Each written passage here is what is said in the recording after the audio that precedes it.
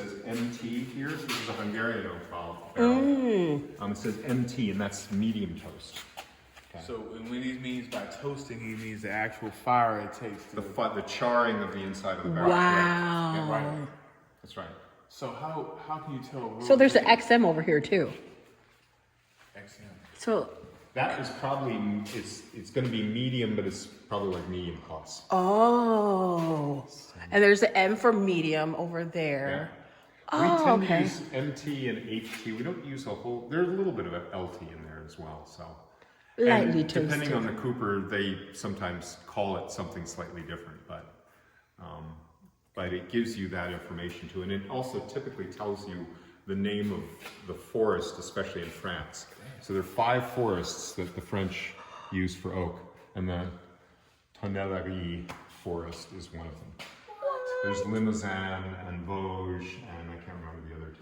So those crests up top is where the barrel That's the is made. cooperage, that's right. Oh, look, check the top. They're different. Yeah. Oh yeah. You got Anna here. Now barrel making is an art. So like rosé, like you want to make rosé, like what is the process for that? Is it the same? You can do it a couple of different ways. You can do, first of all, which most people won't do, like some of the cheap ones you will, they just mix red and white. Yeah. You know, just It's simple. the way we do it, we do 2 different techniques here. We use what's called a direct press, where we will have the juice of a red grape, which will macerate for a period of time. Actually, I take it back. That's going to be the process called saignée, okay, which is literally bleeding. So what happens is the wine starts out life as a red wine, okay, spends a bit of time on the skins to get that flavor color, particularly whatever you're looking for, whether it's a deep pink or a salmony pink or whatever. And then you stop that maceration, it goes into cold fermentation just as a white wine. So essentially making a white wine out of a red grape. Yeah.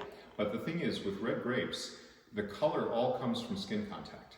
So with very few exceptions, and there are a few, like Norton, for example, but almost all red grapes that you're familiar with, Cabernet Sauvignon, Pinot Noir, Syrah, whatever, if you squeeze the juice, the grape itself, the juice is going to come out clear.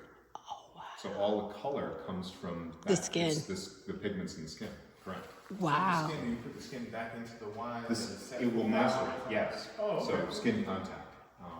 And if you're doing it while you're fermenting in the tanks there, you will often get what's called the cap, because the CO2 in the process is going to lift that batch of or that amount of skin, seeds, and stems to the top, and it typically can be this thick. So if you want more skin contact, you need to reintegrate that with the wine and mix it up. And there are 2 ways to do that. One's called a punch